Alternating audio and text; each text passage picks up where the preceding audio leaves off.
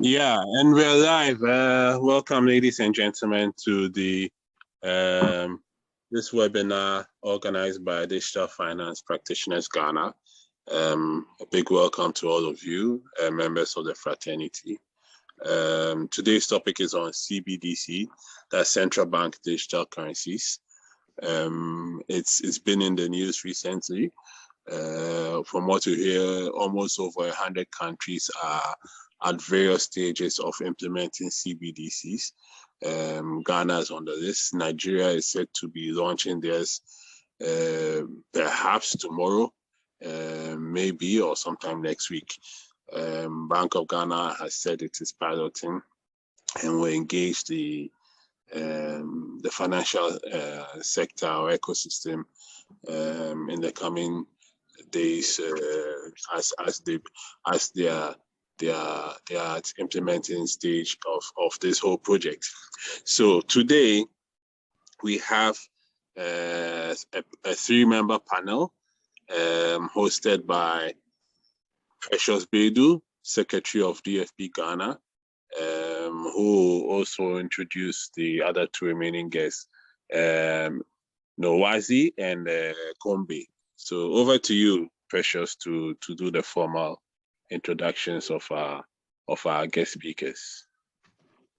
Thank you very much, Mr. Vice President. Good evening, good afternoon, good morning to you wherever you find yourself across the globe. We are happy to have all of you as Digital Finance Practitioners Ghana. On today's webinar, which seeks to talk about central bank digital currencies and placing Ghana in perspective, we have 2 familiar and unfamiliar faces with us. The first is the only female you might come across in this space for now. She's in the name and person of Nolwezi Shlope. I usually had to struggle with her name, but I've been able to learn that out. She's currently the Deputy Director for Financial Regulation and Supervision at Digital Frontiers as of 2020 till date. She joined Digital Frontiers as a regulatory program lead in April 2020. And she's got an enormous experience when it comes to financial services regulation. She began her career at Central Bank of Eswatini in the Financial Stability Unit and gained diverse experience in micro-prudential supervision of different market players in the financial ecosystem. To most of you in this space, she's not new to you because you see her in a number of webinars that are being organized by Digital Frontiers Institute. Help me welcome and say a very good evening to Nolwezi Shlope. Nolwezi, can you give us a wave, please? Hi, everyone. Thank you for having me here today. Thank you for having us too. Now, our second speaker, or the second person on our panel who we will try and engage as much as possible to pull out some bit of ideas and academic work from is Kombe. To those who are new to the name, Kombe is actually a certified digital finance practitioner. He's from Zambia. He's a leading regional finance, banking, and technology professional who is highly motivated about financial markets, networks, infrastructure. He's a scholar for Doctor of Business Administration and has a master's degree in ICT, policy management and engineering. He also has a background in Bachelor of Science and Computer Science. To those who are actually new again to this name, Kombe has been having discussions across Africa when it comes to central bank digital currency. So as much as possible, we indulge these 2 and take the best out of them. Right into it. Permit me, my name is Precious Bedu. I'm the General Secretary for Digital Finance Practitioners Ghana. Let's go right into this. Kombe, permit me to start with the lady we have on the call or on the panel. That's Nolwezi. Nolwezi, I will throw my first question at you. We've heard in the news, everyone talking about CBDCs. We see central bank digital currencies in some articles. What is it? Okay, I was making sure I was not muted. Sometimes I find myself muted and I'm talking to myself. So what is a CBDC? You know, that that is an easy question to ask, but it's a multi-layered question to answer. So I'll start off with the basic definition that there is no widely accepted definition of CBDC. A central bank digital currency is a digital form of central bank issued money, which means that it still has the same characteristics of your cash money. It is a unit of account, medium of exchange, and a store of value, which is now in digital form. It still means that it is a liability of the central bank, and most stakeholders who are studying or talking or working on research around CBDC agree that it is a new form of central bank money. Let me just share my screen to continue our discussion. Host disabled screen sharing. Okay, never mind. So there are three types of CBDCs. There is the wholesale CBDC, and that is the one that is only available to financial institutions who have a settlement account with the central bank. So that's when they do the interbank settlement, and that is the wholesale central bank digital currency. Then can you kindly share your screen? You have you have the ability to. Thank you. Great. And before you go ahead, to our participants for today's session, apologies we couldn't get the head of fintech and innovation from the Central Bank of Ghana to join us due to circumstances beyond our control. But we look forward to having him on one of our sessions to have a more diverse conversation from their perspective as well. Thank you very much. Over to you, Nolweze. Thank you, Precious. So as I was saying, there are three different types of central banks. Then I was moving on to your retail CBDC, which is also called general purpose central bank digital currency, which is available for your general me or you to use for transactions. I pay you, and it should function the same way as cash, where it essentially clears instantly. Like when I'm in South Africa, so I would say where I take 20 rands out of my pocket, I give it to your hand and you've got the 20 rands and we're done. And then we move on to think about the cross-border central bank digital currency, which now is starting to get a lot of exploration around it. An example I give here is a project that involves South Africa, where I'm living, Project Dunbar, which involves 4 countries, Australia, Malaysia, Singapore, and South Africa, where they're testing the use of central bank digital currencies for international settlements. So that we can expect the report for this in early next year. But it's an exciting project to think about that already now there's cross-border CBDC testing. So your next question, Precious, or should I continue? You're on mute.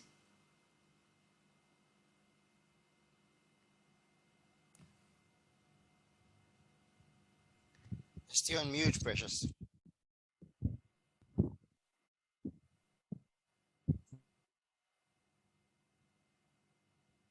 Hello, can you please hear me? Yeah, now we can hear you. Great. I was asking why the sudden interest by central banks to go into digital currencies? Sorry, yes, and it's in my text over here. So there's been a lot of interest or sudden interest in central banks now in looking into CBDCs because of the benefits that it offered, that it potentially can offer their countries, particularly for emerging market and developing economies. And that's my next slide that looks at those benefits. And let me just move on to the next slide to discuss those. So the increase or the strong rise is because of the problems that it solves. So most EMDEs are looking at CBDCs for financial inclusion reasons, or enhancing their national payment systems through making them more efficient for cross-border payments, as I've mentioned, and making the payment system safe and robust, facilitating government government to person transfers, and also supporting public privacy. But that's a very thin line there that they need to skirt through the design of the CBDC, because they can easily overstep that in the name of financial integrity. And then other motivations are programmable monetary policy. If they make the CBDC an interest-bearing CBDC, that way they can make sure that the monetary policy it has an easy transmission, and they can enhance financial stability. But obviously, a CBDC is not meant to come into a country to cancel out cash. One of the core principles of the BIS, the document that they published, they mentioned that one of the 3 foundational principles of a CBDC is that it's meant to coexist with cash. So it's not here to come and just wipe out cash. That would cause a lot of risk to come into fruition, like digital bank runs would surface. And so it'll coexist with cash until it's such a time where maybe it itself naturally crowds out cash. Interesting. Wow. Then again, this then moves me to my next question for you. With the problem that it solves, I mean, with what you've sort of expressed or detailed for us as to the problem that it solves, should we consider central bank digital currencies as good news for cryptocurrencies and blockchain? I think that's not such an easy comparison to make, because when you look at like the taxonomy of these types of currencies, your cryptocurrencies and your stable coins are not in the formal payment systems, whereas your CBDCs, because it's issued by the central bank and it's legal tender, are in the formal payment system. So it's legal tender, and whereas cryptocurrency stable coins are not. And blockchain is the underlying technology that can be used by both CBDCs and cryptocurrencies. So it's a different comparison to be made. And what maybe you can look at is the different characteristics and compare. And you see in my table, I've got the characteristics of a CBDC listed. And then you can see cash, just for comparison's sake, with the only difference, as you know, that it's not electronic. But then you can see the last column, the comparison between private cryptocurrency. And so the difference you can see is that private cryptocurrency has the inconvenience of not being universally accepted. It's not legal tender, so it's not, merchants don't have to accept it. It's not all of the important things where if you're in a pinch and you have to buy something, a merchant doesn't have to take it. So CBDCs can take the learnings from cryptocurrencies, which is why we are where we are, because most countries started exploring CBDCs because of wanting to maintain their monetary sovereignty, because most people were moving towards purchasing cryptocurrencies, and we ended up with what was Silk Road, where the cryptocurrencies offered anonymity, and you could go in and buy someone to commit murder for you, or buy drugs, or commit any crimes around anti-money laundering, terrorism financing, and now the more newer one identified by FATF, as proliferation financing. So it's not that CBDCs are good news for cryptocurrencies and blockchain. It's just that CBDCs are harnessing the lessons from all the technologies and from cryptocurrencies, and learning from blockchain, because blockchain is not the only technology that can be used for a CBDC. CBDCs don't have to have the underlying technology being blockchain. In the case of Ghana, the underlying technology being used is not DLT. So you see that I mean, sorry, it's not blockchain, not DLT, it's not blockchain. You see that Okay. there's some lessons, there's lessons to be learned from the cryptocurrencies, there's lessons to be learned from the blockchain, but the CBDC per se, you would even say, is maybe bad news, maybe, for cryptocurrencies. And I say that in inverted commas, because now people will still continue to use the cryptocurrencies if they want to conduct some form of illicit activity, because you still get your somewhat quasi-anonymity, as regulators are learning how to regulate from now FATF releasing a lot of guidance on virtual assets and virtual asset service providers.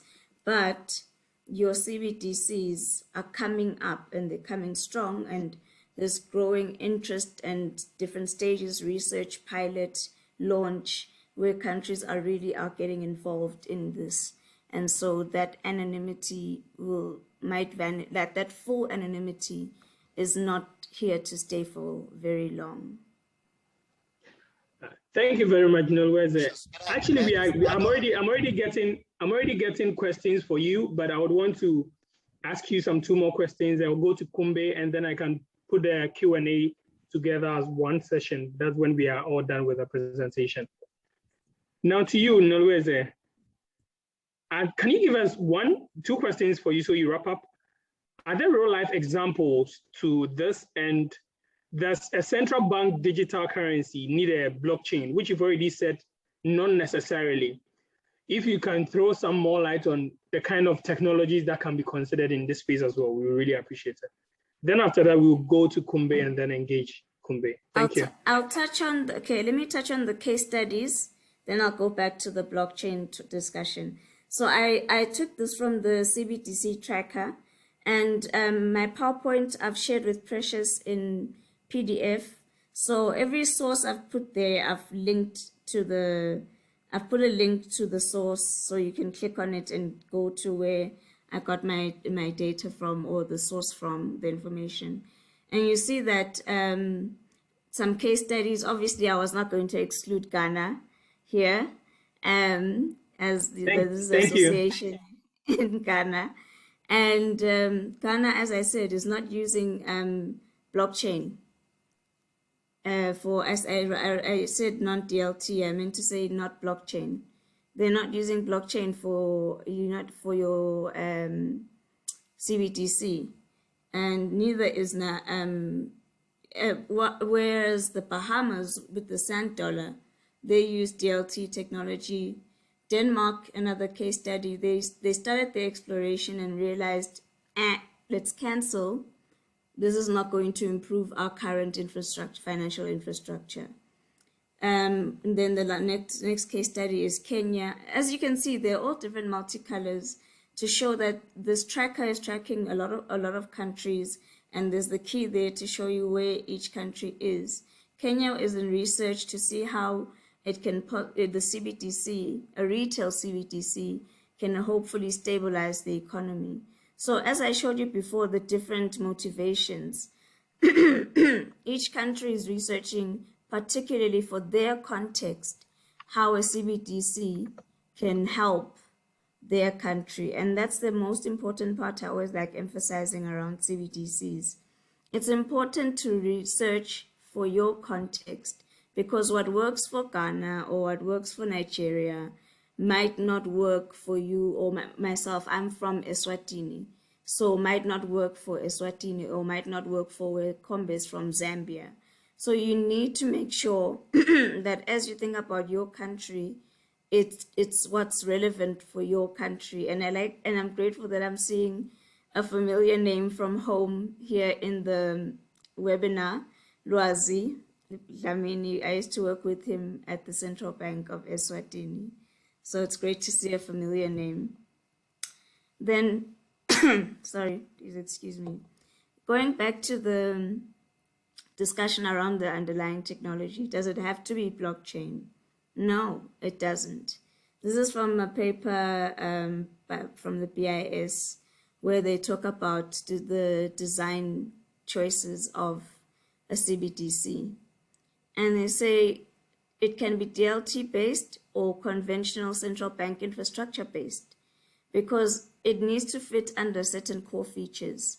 So the technology it's not a technology question, it's a core feature question that you're answering here. And then the decision is made by the central bank that, oh, okay, we want to use DLT or we want to use non-DLT to answer this core feature question. Then some of the core features are, we want to make sure that our CBDC is secure and resilient. We want to make sure it's fast and scalable. And we know that sometimes with DLT networks, the fast and scalable part might be a challenge. We want to make sure it's interoperable. And so we're thinking about common standards like ISO 20022, typo there.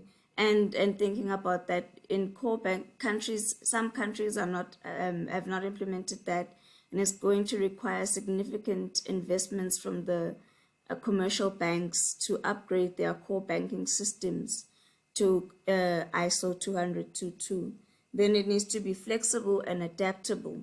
It can't just build the CBDC like once and say this is it, because we've seen technology is ever changing. So it needs to be built in such a way that new modules or new updates can be added in to allow for the changes that are coming. As we're seeing now, we're talking about open finance, open regulation. It started off with open APIs, then it moved on to open banking. Now we're talking about open finance. And so we can't just think you'll have the CBDC implemented and launched and then it ends there. Innovation and technological advancements are moving at an exponential rate. So you need to make sure it's flexible and adaptable. And another thing that influences the technology decision, whether you'll be using blockchain or DLT-based or central bank infrastructure, does the country's technological capability, is it ready? Is the country ready technologically capability-wise? Does it have the right level of digital infrastructure? And underlying digital infrastructure is you looking at your digital identity as well. Does it have that? Because if there's no identity in place, already you're excluding people from the CBDC, and that's a very big risk. What is the innovation capacity of the country and the government of that country? And what's the institutional quality? Is the government, again, also very open to implementing all of these innovative plans and building capacity where there are capacity gaps? Are they open as they say they are? Because we know a lot of governments always say, we're open to innovation, we want to encourage it. But when it comes down to the practicalities of it, are they really open? And so that's another thing that determines the underlying technology that will be used for the CBDC. But I feel like I've been talking a lot, so let me stop there. Thank you very much, Louise. That was very insightful. A lot to actually mention. Now I need to go to the man who has got the eagle eye across Africa when it comes to central bank digital currencies. Kombe, the first time I got to know about CBDC was sometime in the year 2020 when I read a paper or a document titled the Digital Dollar Project. This was part of a journey I was taking on in the space of academia. The project was actually done by the Digital Dollar Foundation, an NGO in partnership with Asuncha to advance the exploration of a central bank digital currency, or what we call the digital dollar. The purpose of the project was to encourage research and public discussion on the potential advantages of a tokenized dollar, convene private sector through thought leaders and actors, and propose possible modules to support the public sector as it considers development, testing, and adaptation of a central bank digital currency. Fast forward, we see a lot of central banks in Africa making noise or breaking news. Today it's Nigeria, the next time is Ghana, The next, we might hear Kenya, we might hear this, we might hear South Africa. Now, to the question, why are African banks considering CBDCs? After all, are we done with the fiat? Are we okay?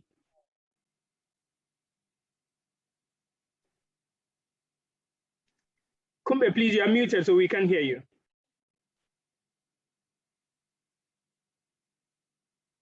You're on mute, Kombe.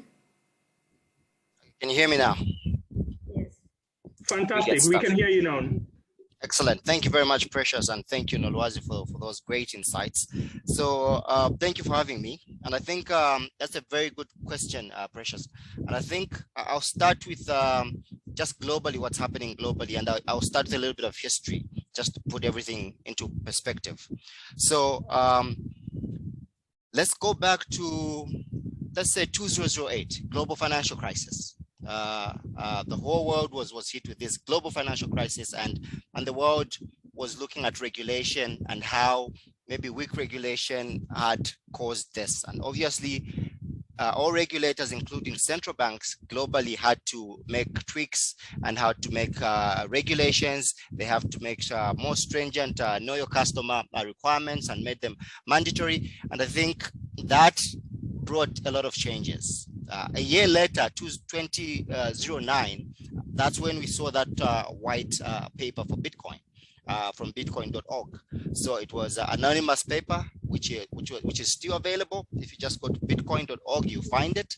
It has the original algorithm and the original algorithm of the blockchain where Bitcoin resides. At the moment, Bitcoin has the highest market capitalization.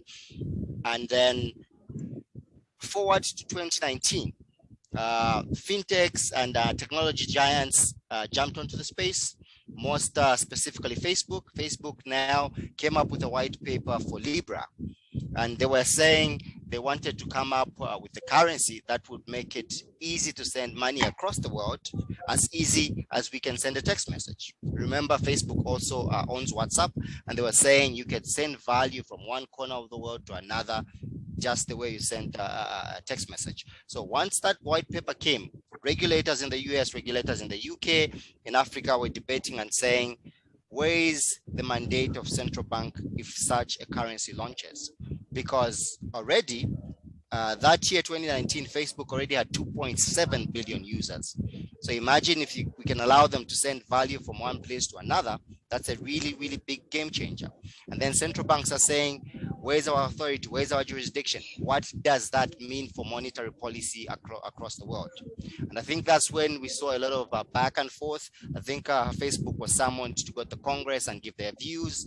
We've since, originally they had 28 members, including Visa and MasterCard. All those have put out. So the landscape has changed. Facebook has changed. Now they're saying they won't call it Libra anymore. They want to call it Dime, and they won't launch it in the Switzerland. They want to go back to the US and miss the regulation. And so regulators are thinking, and they're saying, with cryptocurrencies and with global tech giants coming up with such initiatives, where are we? Where is our sovereignty? And I think after that, that's when we saw a lot of research on central bank digital currencies. Research from the Bank for International Settlement now shows about 86% of central banks, that's almost all central banks in the world, are doing some kind of work. Either they're researching, they're doing some pilot, or they're trying to launch.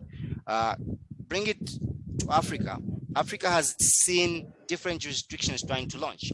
At the moment, globally, we only have the Bahamas that has launched. And for them, it's because of the use cases, which make a lot of sense.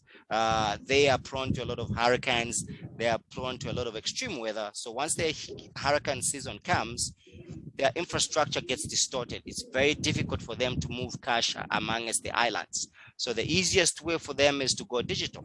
As long as they've got digital infrastructure covering everybody, after a hurricane, they just need to get up and they can able to move value. That way they don't have to move trunks of cash across the islands, and they risk the issues of extreme weather. And I think that's how central bank have come into being. Coming to Africa now, we've seen a lot of pilots and a lot of experiments. I think the jurisdiction that did a lot of work first was South Africa. The Reserve Bank of South Africa started Project Coca. They did Project Coca 2. Now they actually, like Nolazi mentioned, they're trying to partner with Australia and doing a wholesale CBDC and seeing how that will grow. The problem I have with Africa is that each and every African country that's doing a pilot or just doing research wants to be the first one to launch. It shouldn't be about who launches a CBDC first. It's about who goes back and looks at their motivation for launching these CBDCs. I'm happy Nolwazi mentioned a lot of our motivations, but I think maybe we can just go through a couple of them and see how that puts different central banks in different perspectives. So every jurisdiction, like Nolwazi said, is unique. There won't be one size fits all as we come up with these central banks, because central bank digital currency, because the use cases are different. For example, in my jurisdiction, I'm in Southern Africa, most of the prominent motivations are central banks are looking at, making national payment systems efficient. You want to make a stronger national defense against anti-money laundering and combating financial terrorism. Nolwazi mentioned earlier that central bank digital currencies can be programmable. That's a good thing. With programmability, with encryption, with cryptography, with security, then you counter anti-money laundering and combating financial terrorism. Other motivations are, you want financial inclusion. Nolwazi mentioned that. You want inclusivity. You want a non-discriminatory store of value, a unit of account where everybody can access. But different regions have got different infrastructure, different digital infrastructure. And because of that, the way they will approach the launch of a CBDC will be different. Some of them in the remote of their country, they don't have telecom infrastructure, or they don't have electricity. They have to think about other models like offline CBDCs where people can actually transact without having connectivity to the internet. Other motivations are the high cost of currency. Currency, paper money and coins has to be processed, has to be printed. They have to put security features. It has to be transported in those armored vehicles. And then you have to make sure it's not counterfeited. So the whole process itself, when currency is in circulation, you want to remove currency in circulation, you have to incinerate, you have to have high-end machines, the M7 machines that have to sort this currency, you have to remove sold notes or bad notes, and the whole process becomes expensive. So you'll find that different jurisdictions will have different use cases, and hence that's the reasoning, and that's why I'm saying jurisdictions in Africa should not rush to launch. They have to look at their motivations, they have to look at their pain points, and they have to look at the problem they're solving before they can launch a central bank digital currency. I think I'll end there for the first question, Precious. Kombe, that's a lot to grasp. I've been writing a lot, and I'm like, there's a lot for 3 minutes or 5 minutes. From what you're saying, does it indicate that Africa is ready or Africa is not? So this should be tied. This is tied with. Does Africa need central bank digital currencies? Are we ready, and do we really need it? That is a brilliant question, Bido. And I think let me move to a slide where, when you're doing a consideration for a central bank digital currency, remember Nolwazi mentioned that obviously you already have regulations that are in force. Central banks, reserve banks have got payment systems acts, frameworks, directives. They've got Banking and Financial Services Act. Those are the ones that are binding in what's happening in that jurisdiction in terms of fiat currency and how our payment systems operate. If you have to onboard a central bank digital currency, you have to still go back to the regulations that you have. And remember, a central bank digital currency is programmable. It will be electronic.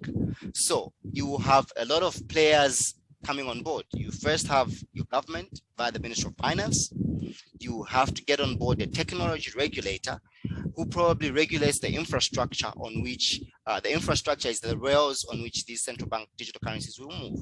You will probably have a Securities and Exchange Commission, which would deal with securities. You probably have financial services conduct authority, and then obviously payment systems providers. Nolazi mentioned virtual asset service providers, VASPs, and then you have consumer protection agencies, because when you onboard citizens on these CBDCs, the most important stakeholder will be the user, who's the customer. So you have to make sure there's proper consumer protection rules in place. So you have to now look at the landscape of how the regulation and the laws are. You look at your current Banking and Financial Systems Act. You look at your Payment Systems Act. You look at what you have in terms of Know Your Customer, the electronic Know Your Customer. If you have digital onboarding or digital identity, that's even an added advantage. Some jurisdictions are still just trying to set up that. I know in my jurisdiction, this is when we're setting up a digital infrastructure for electronic digital identity, which will be a big game changer. But obviously, you still have to look at your data protection laws. What do you have in terms of privacy laws?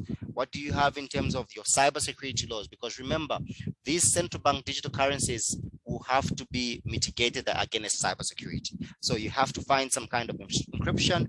Remember, we mentioned consumer protection. The consumer has to be protected. So even as value moved on these digital infrastructure, it has to be encrypted and it has to be secure, because remember, any payment systems still boils down to trust.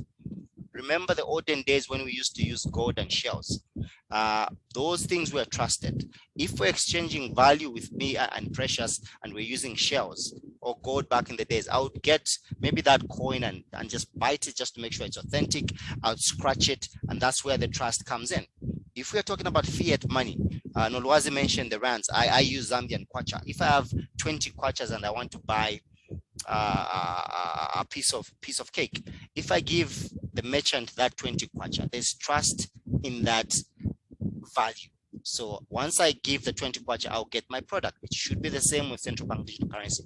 There has to be trust, and when value is moving electronically, there have to be reliability. So all these players have to come on board, have to look at the regulations that's already existing, and then probably if the central bank digital currency has to become cross-border, you have to also look at international laws, international regulations. If the general data protection regulation covers you, you probably have to look at that. And then obviously, Nolwazi mentioned the issue of the design. The design now, even when you're doing regulation, when we started talking about central bank digital currencies, we were saying you have to be vendor neutral. You don't have to look at the design, but now it has changed, because depending on how you're going to change the regulation might border on, if the central bank digital currency is going to be token based or account based. Already it touches on the regulation, and that way you have to look forward and have an idea of what kind of a design you're going to get. So you probably have to, look forward as you do these things. But the short answer is that, do we really need central bank digital currencies? Some don't need, because you probably just have to go to regulation and tweak it, and you find your solution. So it depends on the use case, and that, like I said earlier, every jurisdiction will be different in Africa. There won't be any one size fits all, because we are all at different levels in terms of infrastructure development, in terms of regulations, and then everything come together, because you have to have all these regulators together with the governments to make sure the end product will be trusted, make sure you have consumer protection as you go out. So each jurisdiction will be different. Each jurisdiction will have different motivations, and there's no one size fits all. And that's why I need to echo my sentiments that even African jurisdiction, it's not about who will launch first. It's about who will do good enough homework, find out their pain points, and come up with motivations that will make sure the central bank digital currencies works for their jurisdiction, works for the community. It's resilient. It's not prone to cybersecurity threats, and then that will be the use case that mostly will fulfill some of these problems. Let me end there, Precious. Thank you very much, Kombe. You'd have just 1 minute. 1 minute of the remaining time to answer this, and then we can actually engage our participants in the chat box, because there are a number of questions coming up, both in the chat box and in some of our WhatsApp groups.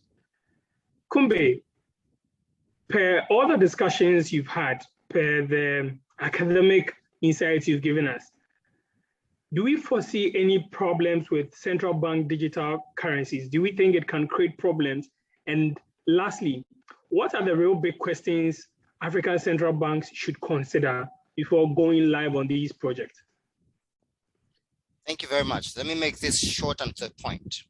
Obviously, you have to look at the underlying risks and then probably weigh the risks to the benefits. There's a lot of risks that come with a central bank digital currency. Remember, it's digital. Remember, it's electronic. Remember, it's prone to cybersecurity. And obviously, if I am using a CBDC and for some strange reason, somebody can get into my wallet and get my money out, I will not trust CBDCs. If I've got an option to use fiat currency because it's trusted, I will fall back on fiat currency. So the issue should be all jurisdictions have to do good enough homework and mitigate all the risks ranging from the cyber risks, the consumer protection risks, the operational risks themselves, the legal risks. There have to be some kind of business continuity where even when infrastructure fails, these central bank digital currencies should still work. I should still be able to transmit value from one place to another. We have to take care of our credit risks, liquidity risks. And remember, this will be sovereign of a central bank. There's obviously a reputational risk, custody risk, and all these investment risks. Once we do a proper risk analysis, that's when we look at the motivation of the central bank digital currency, and that's when we can launch. But ultimately, like I mentioned, the most important stakeholder is the customer, because you want these platforms to be reliable. And once you're sending value from one place to another, it has to be consistent and it has to be resilient. Thank you.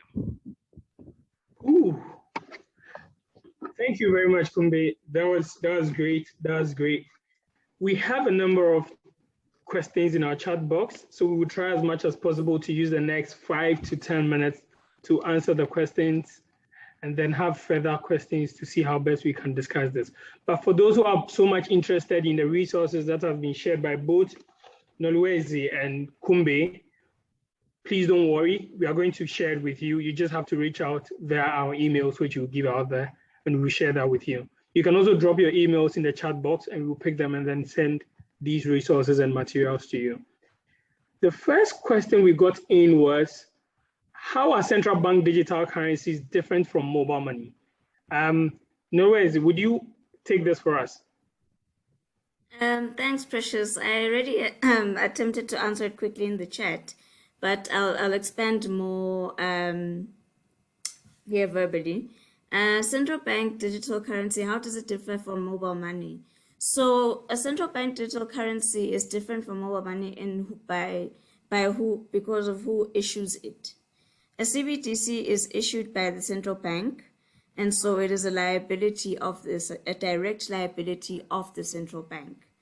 Whereas mobile money is issued by a private sector participant, typically an MNO, where we've seen in sub-Saharan Africa anyway, not always the case.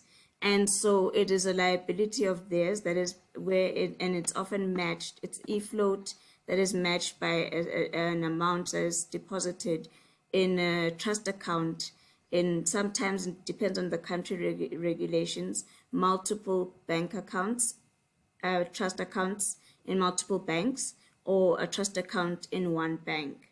And so, and there we start now moving to talk about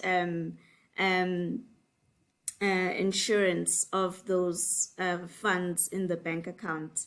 I forget the word, but now, whereas a CBDC, that money is fully insured, it's by the central, it is a liability of the central bank, you always get it back.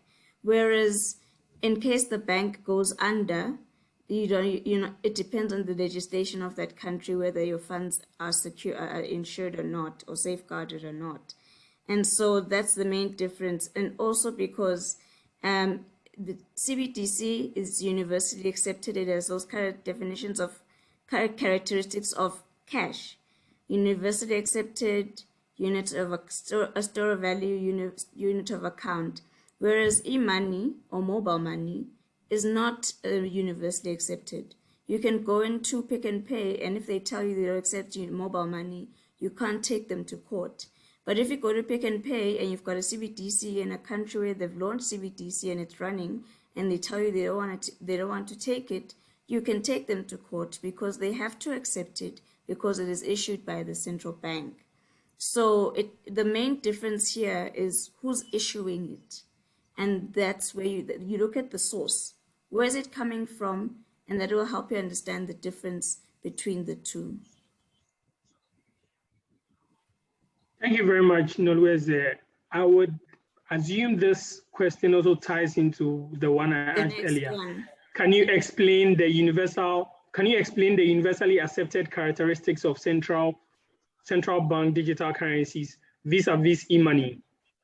Yes, so it also ties into that one. And that's what I put in the answer to, I think it was Carl, the student who, yeah, that was by Carl. Just for your information, Carl is one of the students at Digital Frontiers Institute, and he's a member of Digital Finance Practitioners Ghana. Ah, okay. I hope to see him in my reg courses. That will be nice. So, yeah, so again, even with that question, it depends on the source. Because if you go to same story, who is issuing it? That is the difference between that whole universally accepted characteristic. Because if it's not, let me just scroll up again to see all of these emails have shut me down to see the question. Can you explain the universally accepted characteristics of CBDCs vis-a-vis e-money? Yes, same thing. E-money, mobile money, same are similar. Because e-money, yeah, mobile money. As CBDC has to be accepted. It's like think of your currency. In Ghana, you are using CEDI. Think of the CEDI, but now it's not in your hand, but perhaps the CBDC is a wallet in your phone. And you go to the shop and they tell you, no, we don't want to accept the CEDI in your phone. They can't say no. It's against the law if the law covers that a digital CEDI is legal tender. And you can take them to court for that. Whereas if you go to the shop and you're using mobile money and they tell you, oh, we don't accept mobile money here, or like you want to swipe with your debit card from a bank and they tell you we don't swipe here, you have to move on with your life because there's no law that forces them to let you swipe or take your mobile money or your e-money. So that's the two. If it's issued by the money authority, the central bank, they have to accept it. There's no discussion in the matter. There's no choice. Simon. They have to accept it. So that's the difference here. It's just that most merchants take advantage of the fact that people don't know the law, which is mostly the case.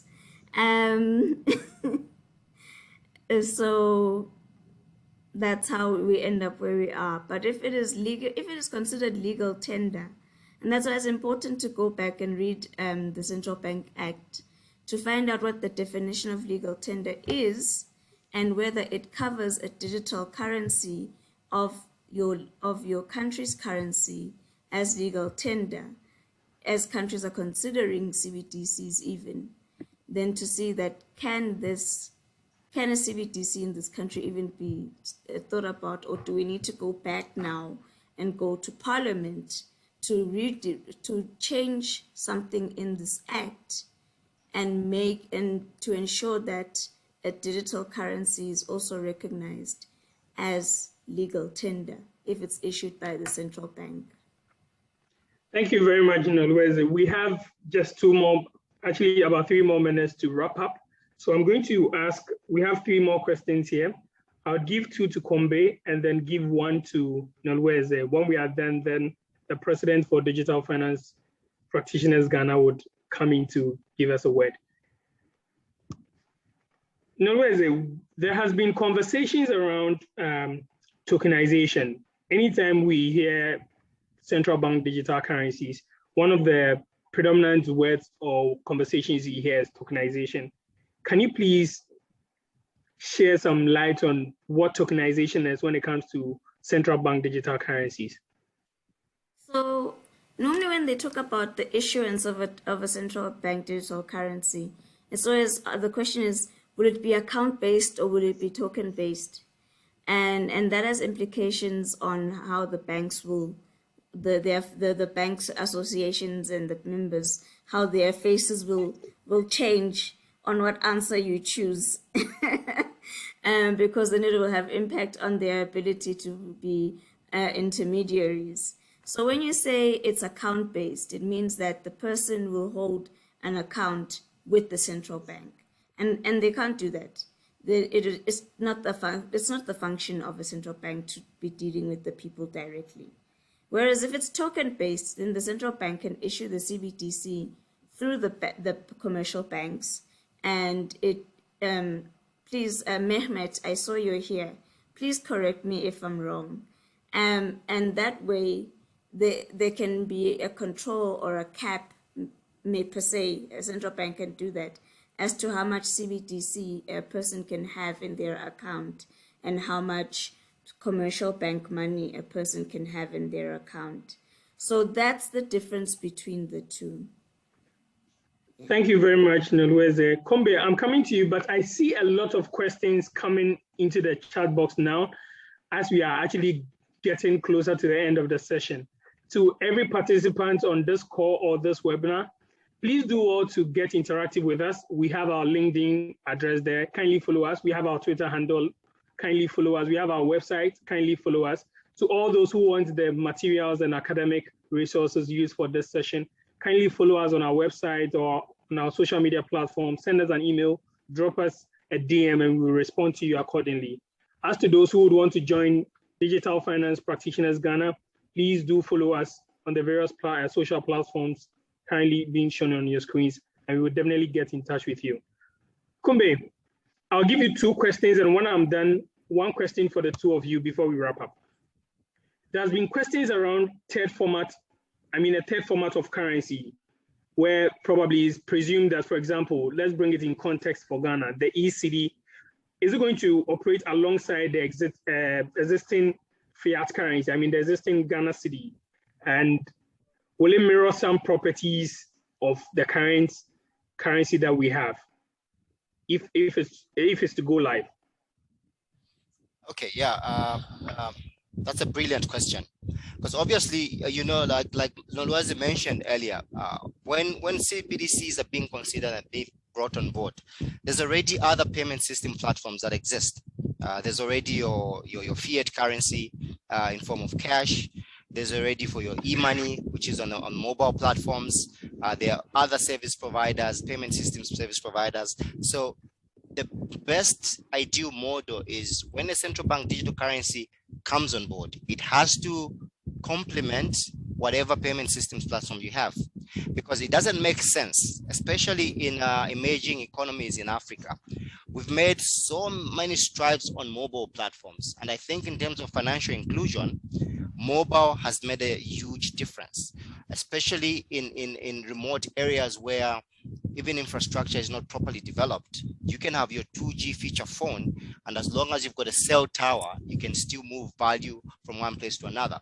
So when CBDCs come on board, they have to somehow interoperate with already existing payment systems platform, and then slowly, if economies become digital and they do away with physical cash, then they can take over. But the way it is now, central bank digital currencies coming on board has to coexist with fiat currencies. An example is the Bahamas, where they've already launched.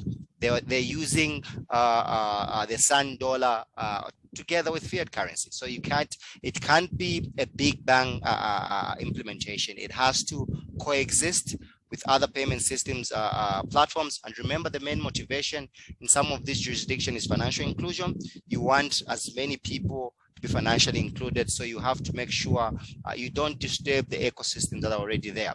People are already using mobile money. You just make sure central bank digital currencies comes and supplements that, and then ultimately going forward, the systems come and merge, and probably you can come up with a single payment systems platform. So it has to be complementary. It cannot disrupt what's already on the ground. Thank you. Thank you, Kombe, for that. Now, in 30 seconds, your last question before I share the general question for the two of you. The last question, do we think that, and we are placing Ghana in perspective, permit us to place Ghana in perspective, with the said ECD, will it in any way impact the Federal Reserve's ability to affect or effect monetary policy and control inflation? I mean, could this ECD, if launched, have an impact on a new policy tool, or could it have an impact in the Federal Reserve's ability to affect monetary policy and control inflation? Oh, absolutely. So it can be. In other jurisdictions, that's the main motivation for them to launch central bank digital currencies, because they want it to help them to come up with monetary policy. And remember, it's programmable money, it's electronic. So in terms of the jurisdiction and the footprint, you have more visibility of traceability on transactions. An example is if Ghana launches a central bank digital currency and it's electronic. The assumption is it will be a centralized central bank digital currency where you have proper electronic KYC. So they will know that a citizen called Kombe with this ID owns this much central bank digital currency and is transacting and has to pay taxes. So you have visibility on how transactions move. You have visibility on how the taxes are paid. You have visibility of the capital flows of money coming inside the country and outside. And that way you have a bird's eye view of all traceability electronic transaction. And ultimately, if you're coming up with monetary policy, it's easy to predict inflation. It's easy to come up with your monetary policy rate. It's easy to have a long-term focus of what's happening. It's easy for you to look at the global parameters and put everything together. So ultimately, yes, it will have an impact on monetary policy, and it would actually help forecasting of some of these policies. So for most developed nations, that's actually the main reason or the main motivation to come up with a central bank digital currency. So yes, it actually plays a very critical role. Thank you very much. That was actually more than 3 seconds that I thought I had offered you, Kombe.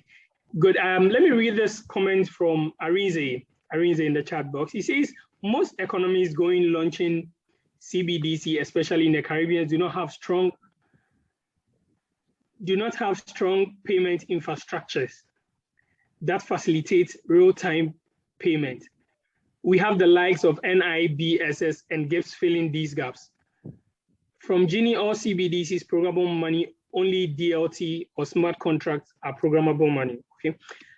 Thanks, Gini and Arinze. Now to Nolwezi and then Kombe.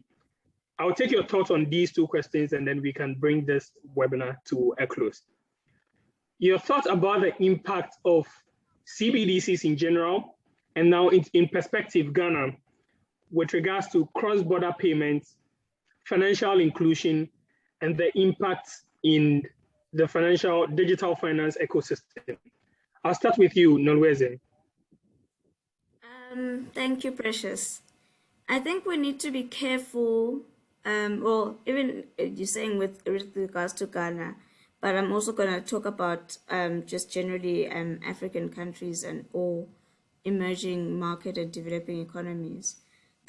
I think we need to be careful and prudent in our approach to CBDC, because yes, there's a lot of excitement around it right now, and there's a lot of interest.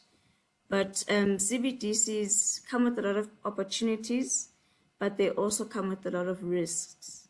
So they really aren't the silver bullet to all the financial inclusion challenges or the payment system efficiencies. As Arinze mentioned, there's NIBs and GIPS filling these gaps in Nigeria and Ghana. So I think, yes, there's some benefits that it can bring for Ghana, if you're talking only in the context of Ghana. But if Ghana is to take this approach to think about CBDCs, it needs to be a strategic and prudential approach to ensure that the primary mandate of the Bank of Ghana is maintained, financial stability and price stability. And I think that as the Bank of Ghana has announced that there'll be pilot testing, and that's great that they've reached this stage, I think all risks should be considered. We're planning to have a CBDC workshop in the middle of next month. It's for regulators and supervisors only. And one of the key things we seek to emphasize is that there are a lot of considerations. I mean, there's the private sector. I think Kombe mentioned that you have to consider all your stakeholders. There's the private sector you have to engage with. They'll be involved. There's all the other regulators you need to talk to.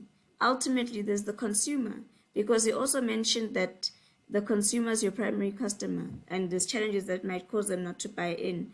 But there's also one thing that I wanted to add to what he didn't mention about the consumer, that if the consumer doesn't trust the government, it's over. They will never buy into the CBDC, and the country will have built a monolith of a currency. So there's also that consideration. And so, yes, I think African countries can continue in this research, because we need to stay up to date and relevant to what's going on in the world, and know and be up to date with the current developments, because we don't want to be living in our own silo and left behind like we're living in the Stone Age. But we need to have a full view of what we're getting ourselves into. Yeah, is exactly. System deficiencies, as Chimem is saying, and security issues are also expected. Cybersecurity was picked up as one of the biggest challenges by the CCAF report on regulatory responses to COVID-19. So if regulators are starting to think about moving into the CBDC direction, they need to have an open mind and not just think, yes, these are all the positives. The negatives must also be in their minds too. I'll leave it at that. Thank you. Thank you, Thank you very much, Nolweze. Kombe, I'll pick it up from cross-border payments. Your thoughts on cross-border payments, financial inclusion, and the impact of digital finance services delivery in Africa, and you can put Ghana in perspective. Okay, so cross-border payments are important. Even when African jurisdictions are considering central bank digital currencies, if most of this value has to cross borders, there has to be some common standards, there has to be some kind of standardization. My take on it is the whole Africa has to be united, starting from the Committee of Central Bank Governors, the Central Bank of West African States, the Association of Central Banks. Everybody in Africa has to agree on a standard that will allow interoperability across the region. Europe has already achieved it. We can pick a leaf from there and come up with our own, continental currency. Now we're talking about African continental free trade agreements. That's where we have to take everything to the table, agree on standards, already have national financial switches, probably find a way of interoperating some of these financial switches so that we can have value move seamlessly from Cape to Cairo. But I think in conclusion, I want to borrow, I'm still a central bank, I'm a central banker myself, but I want to borrow words of the governor of the central bank of the Bank of Ghana. And he said, that's Dr. NSKY Addison. He echoed the sentiments that central bank digital currencies presents a great opportunity to build a robust, inclusive, competitive, and sustainable financial sector. And I think that wraps up everything properly, because there you have financial inclusion, and we can only have financial inclusion if these central bank digital currencies are widely accepted. Like Nolwazi said, the greatest stakeholder is the consumer. If the consumer rejects it, then we're building a white elephant. So again, central bank digital currencies represent a great opportunity to build a robust, inclusive, competitive, and sustainable financial sector. I think I'll leave it there. Thank you. you very much, Kombe. Before we are getting a lot of messages in the chat box, and a lot of us wish we could continue. However, this session has to come to a close. Before we get the president in, let me read a few comments from the chat box, and then we'll call one or two of our participants on the call for a few interactions, and then we move. We have Derek Lai, who is actually a certified digital finance practitioner, coming to say Ghana's regulator is keen to test and understand the pros and cons, and that's an equally smart approach. Derek, please, are you on the call? If you are, you can kindly open your microphone so we ask you a question or two. Derek. Hi, Precious. How are you? Fine, thank you, sir. Thanks for having us. We know you are someone with a lot of, with enormous expertise when it comes to such a space. Looking at where you're actually coming from, you used to be with a chamber. So to have you in such a space, we are really proud to have you. That's all I want to say. There, a quick one. Do you think Ghana's central bank digital currency, the ECD that is most talked about, can sort of affect mobile money? How can you compare that to mobile money, and how would it impact the digital finance space in Ghana? Do you think it can be a disruptive one where it would displace the MNOs? What are your thoughts, your general thoughts? And that should be shared in just 30 seconds. Yes, in 30 seconds. I'll just thanks everyone. I think it's been brilliant suggestions and contributions. I just joined a couple of minutes ago, but I think in just addressing the question, I see it more as a complementary infrastructure or service to the existing products, just like the gentleman just stated, and then also Nowazi also made it very clear that it's something that should be geared completely towards the consumer. And so listening to central banks, Ghana Central Bank's position, in fact, just yesterday, there was a discussion with some other global players on this conversation with the central bank, basically talking about the fact that they had put together a technical committee that was willing to work with anybody that had different suggestions in relation to how they should approach this. So considering how even Ghana's central bank is posturing, it's already like it's posturing in a manner that is very willing to listen to different opinions on the subject and trying to understand markets that have already led this conversation or have made certain implementation in relation to this conversation, and basically learn from some of the pros and cons that they have experienced. So I think the approach is great. I think that leading the conversation or trying to be one of the fast movers in the market is great because it holds a lot of potential. But maybe just finally for me, one of the conversations that I think that this CBDC conversation can really support is that cross-border transfer or cross-border transaction conversation that is very heavily lit currently with PAPS, and then as well as the African Continental Free Trade Area Program, because one of the major issues has been currency. And so basically I'm thinking about a structure that we can put together, a public infrastructure that basically supports trade and basically is geared towards trade as a start. It can further move on to entrepreneurs and different types of sectors as we move along, but it's supposed to tackle a problem rather than just be led because it's happening in different markets, because somebody rightly said that you're seeing this happen in a lot of the Caribbean countries because they do not have the typical structure that we have for our interbank payment systems and settlements providers like Gibbs & Co.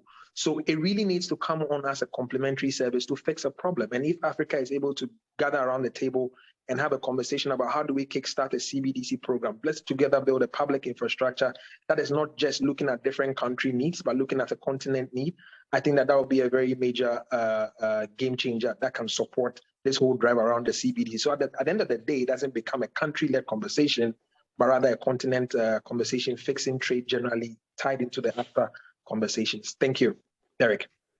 Thank you very much, Derek. That was insightful in less than 30 seconds. Nolweze, your last words in 30 seconds. Thank you, Precious, and thank you to everyone who has been in this session. I've thoroughly enjoyed engaging with you, and all your questions have been very relevant to this topic today. And thank you for having me in this webinar. I've had a good time engaging with all of you. Thank you very much, Nolweze Shlope.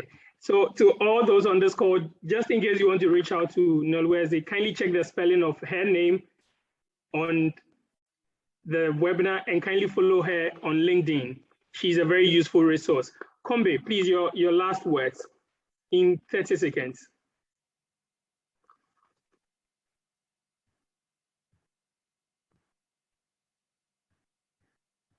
Please, you need to unmute. We can't hear you, Kombe.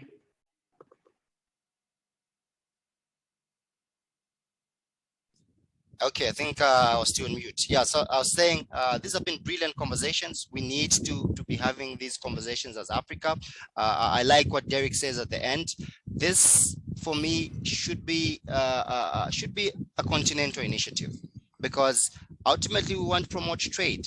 And I think we know that payments corridors across Africa are expensive. We have to find a way to lower that cost of moving value from one place to another. And for me, CBDCs is a good starting point. So let's think outside the box. Let's make sure we have common standards, common protocols. We already have national financial switches. Let's make sure those switches talk to each other, and let's move value easily from one end of Africa to another to enhance trade and promote the well-being of every African citizen. Thank you. Thank you very much, Kombe. We do appreciate this. Thanks for stepping in for us and making sure this webinar went as we planned. We appreciate having you always. Our greetings to your team in Zambia. Tell them they're always welcome to Digital Finance Practitioners Ghana. And to follow Kombe, please check him out on LinkedIn. He's a very useful resource as well. He's also a certified digital finance practitioner. Thanks very much to our panelists for the day. My name is Precious Bedu, and thanks for giving me the opportunity to host you. At this point, we invite the President for Digital Finance Practitioners Ghana to give us the closing remarks. Madam Ophelia Ama Oni. Ophelia, please, over to you.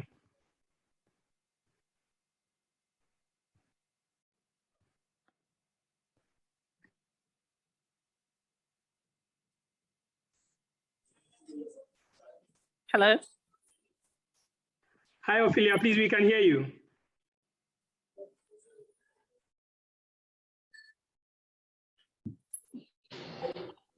Hello, Precious, can you hear me now? Yes, please, loud and clear. Okay, great, thank you. Sorry, I'm in a noisy location.